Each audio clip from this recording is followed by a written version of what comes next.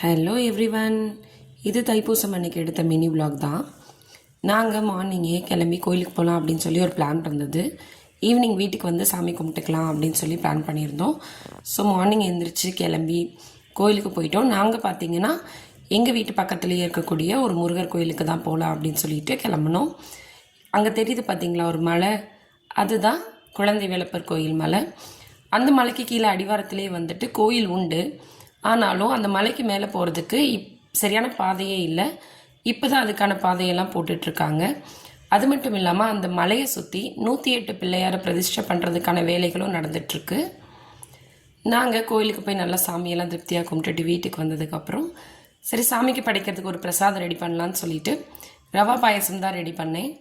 Actually இந்த recipe நான் first time try பண்ணுறேன். டேஸ்ட்டு ரொம்ப நல்லாவே வந்திருந்தது.